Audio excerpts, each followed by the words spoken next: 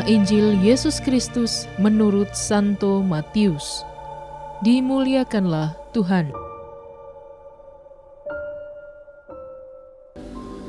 Lalu orang membawa anak-anak kecil kepada Yesus supaya ia meletakkan tangannya atas mereka dan mendoakan mereka. Akan tetapi murid-muridnya memarahi orang-orang itu. Tetapi Yesus berkata, "Biarkanlah anak-anak itu. Janganlah menghalang-halangi mereka datang kepadaku. Sebab orang-orang yang seperti itulah yang empunya kerajaan surga." Lalu ia meletakkan tangannya atas mereka, dan kemudian ia berangkat dari situ.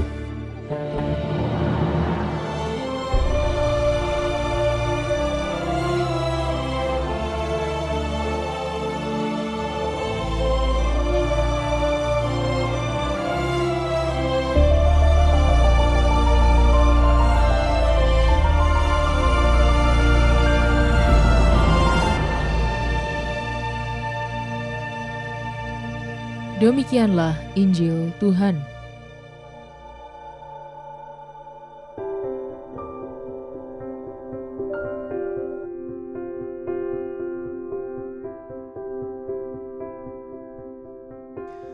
Percaya penuh dan bersukacita. Renungan oleh Bruder Feodor Esa Diwataru, Okarm.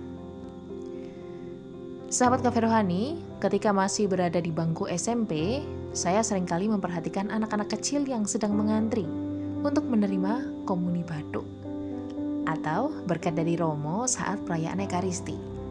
Bersama dengan orang tua mereka masing-masing, mereka berusaha mengantre dengan tenang dan juga penuh penantian. Mereka menerima berkat dari tangan Romo dengan begitu polosnya, pertanda ikhlas hati tanpa banyak tanya.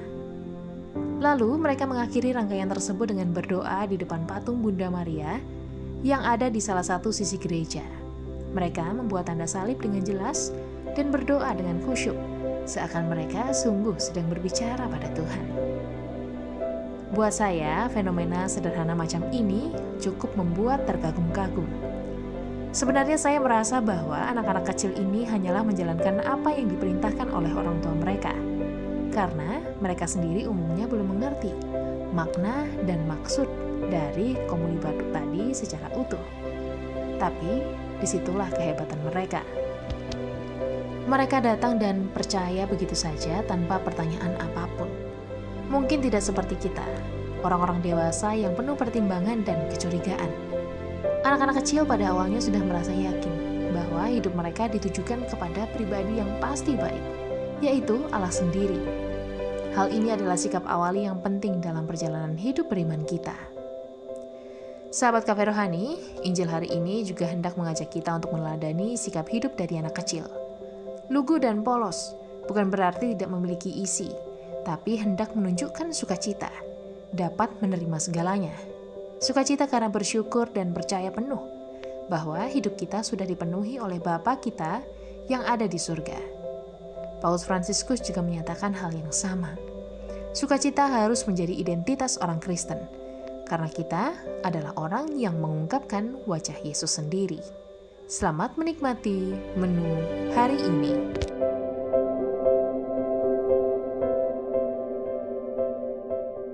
Renungan juga bisa Anda baca selengkapnya di Cafe Rohani edisi bulan ini. Dengarkan juga renungan ini di radio.karmelindomedia.com.